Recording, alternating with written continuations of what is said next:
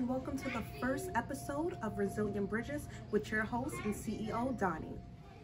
Resilient Bridges is a human services organization that provides comprehensive services to children with intellectual and developmental disabilities right here in New York City.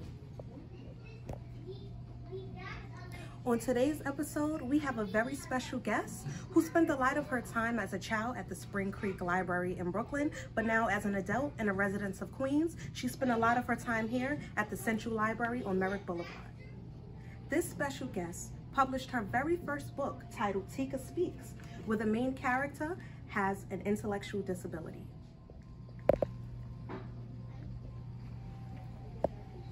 What makes TIKA Speaks so different and special compared to other books about children with disabilities is that it contains a resource guide to help educators and caretakers navigate through having a child with disabilities. Our guest is actually waiting on the other side of the library for us, so follow me so we can go and meet her.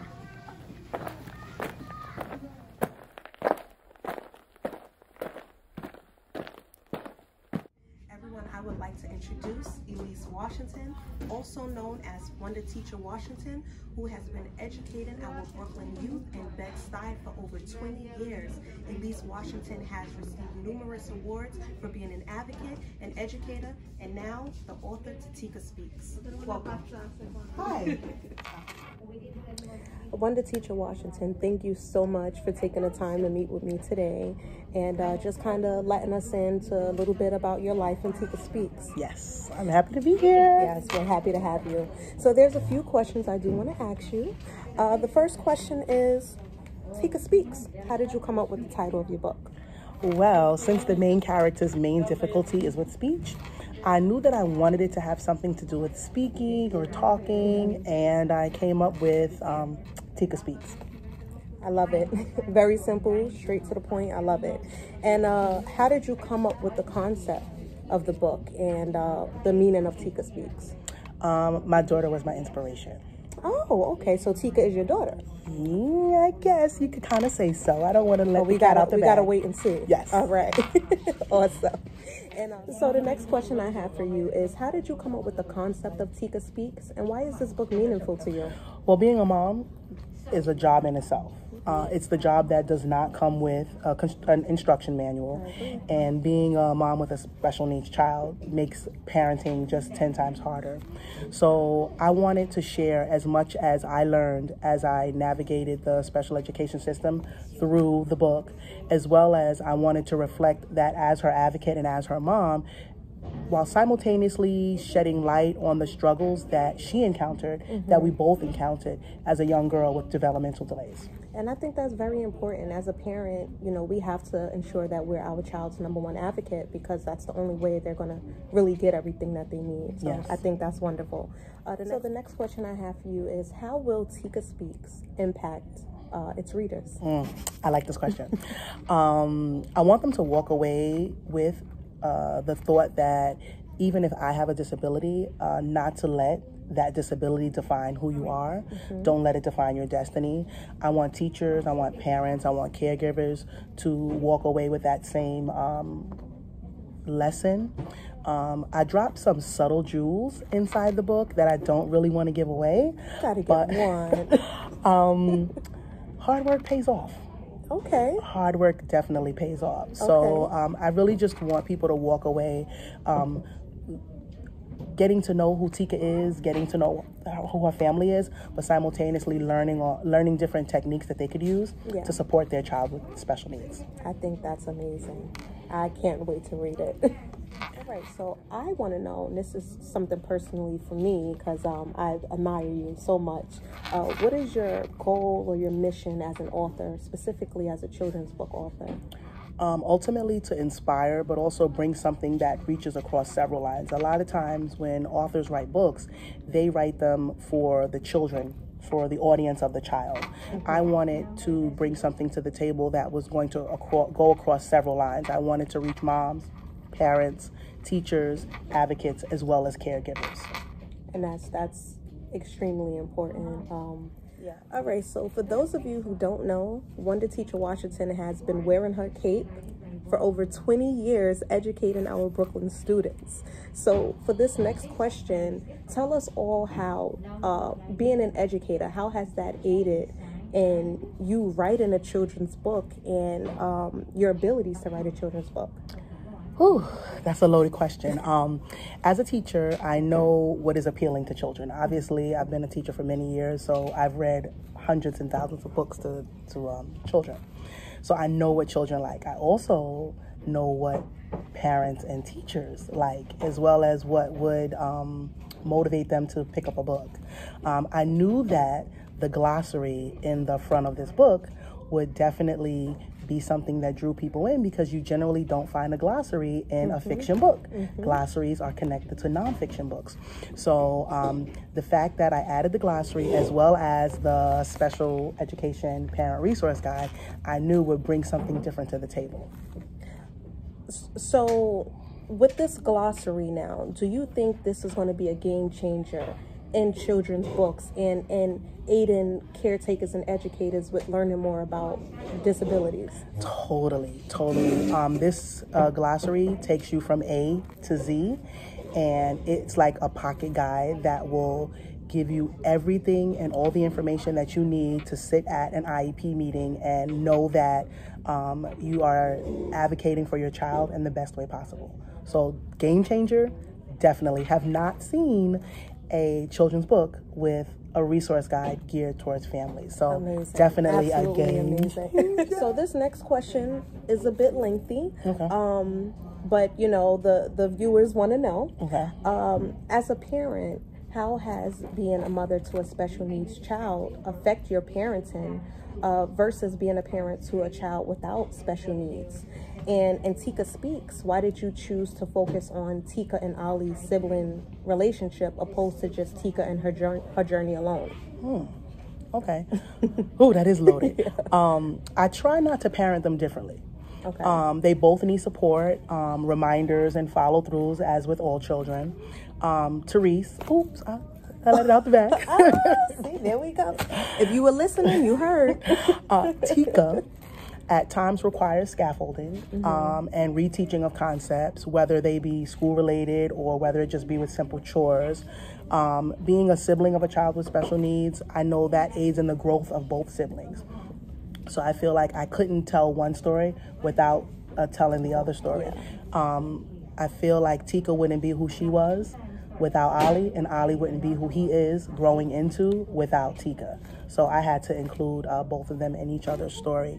As an only child, I've always longed for the dynamics of what a sibling brings. Never had that sibling relationship. So their relationship, I thought, was really poignant to point out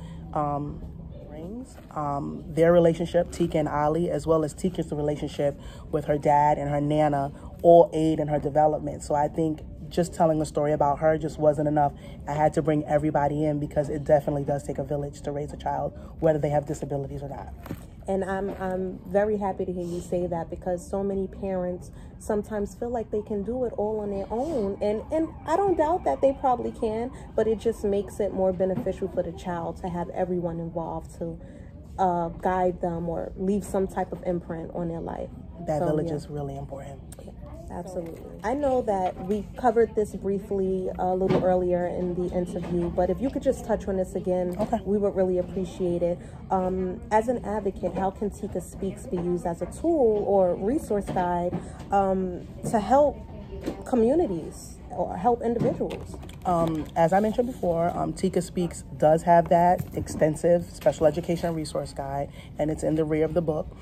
Children with special needs like autism and developmental delays have always been around, obviously. But now there's not only a market to educate children, but families as well.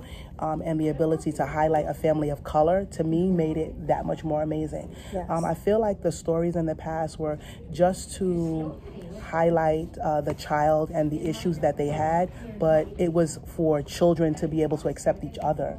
But more than children being able to accept each other, I want parents to be able to advocate for their child with special needs. And it's hard to advocate if you don't have the language. So I wanted to be able to give them the language that they needed to go into these meetings, to talk to other parents, and to advocate for their child. If you have those words, they mean a lot when you're stepping into that meeting. And, you know, there's so much information on the internet about language, as you mentioned, but it can be so overwhelming. So it's great to just have something so handy where you could just scroll through and get the language you need to help your child or help your student. So, like, for example, like she said, the glossary, the resource guide is in the back of the book. And one of the definitions back here, let's see what I don't know. I don't know a lot. So let's see what we have. IDEIA. I have no idea what that is. So that is Individuals with Disabilities Education Improvement Act. IDEIA. The federal law that ensures that all children with disabilities have access to free, appropriate public education that emphasizes special education and related services designed to meet their needs. Now, actually, in the process of me writing this book, it's funny you picked that particular one, because when I was advocating for Therese, it was IDEA. So it changed. So it's changed. Wow. So that was, when I saw that, I was like, oh, I definitely want to make sure that I include it. So information is just always out there. It's steadily changing, but the information is there, and I wanted it to be at the tip of a parent's fingers. And it's updated. So that's another thing. It's updated information in its resource guide. Get your hands on it, everyone. Yes. TIKA Speaks. There you go. All right, Wonder Teacher. So I know this is probably a common question, but what advice would you give to aspiring children's authors? Be patient. Okay. It definitely takes time. It's not something that happens overnight, especially if you want something as beautiful as this. Read, and expand your knowledge in that area of repertoire. So, like, if you're doing like a book for children aged, 6 to 12, make sure you are well versed on other books in that area, in that genre, so that you know what's out there. Have money. Lots of money. Yeah, you definitely need to have money on reserves. It makes the process a lot smoother. You want to make sure that you're not, you order enough books. You don't have to go back and order books. And so definitely money. I took a wonderful book writing class with the Tiana Smalls of Biz Hustle Entertainment. I'll put the link in the bottom. She was amazing. That kind of, I had already had my manuscript done, but just taking the class with her just kind of like pivoted me to the place that I needed to be. And then I got in touch with Tyrus Gaucher. He's amazing. He did these illustrations. He put the book together. He formatted it. Like, I literally just gave him the manuscript and he did everything. I mean, everybody can take a different path, but to me, that was the easiest way to go. I wanted it to be done correctly. I didn't want to spend hours upon hours trying to figure out what I did wrong, what didn't upload. So, I feel like that was my path that made things a lot easier for me to go. So be patient, have money, read, and, don't be scared to reach out to people for help and assistance. I like that. Don't be afraid to reach out for help. Yes. Don't be. She's going to link the help below of who helped her with this wonderful creation of art, TIKA Speaks. Yes. And if you are interested in writing a book, children's book, non-children's book, please make sure to reach out to the links that we're going to post in the description. TIKA Speaks, June 25th. Thank you. All right, one more thing before we wrap up, Wonder Teacher. Won't you tell all of our viewers where they can find you? I am on Facebook as Elise Teacher Washington. I am on TikTok as WonderTeacherWashington. I am on Instagram as WonderTeacherWashington, and I also have a TIKA Speaks page, which is on and popping now. I'm trying to get some followers, so you can follow me on there. TIKA Speaks. TIKA Speaks on Instagram, and I'm also on YouTube. Awesome. WonderTeacherWashington. So you can find me all of those places. And if you ever get stuck and you can't figure out where to find me, you can always look me up on www.WonderTeacherWashington.com. Thank you, everybody, for tuning in today. Thank you so much, Wonder Teacher Washington, for joining us.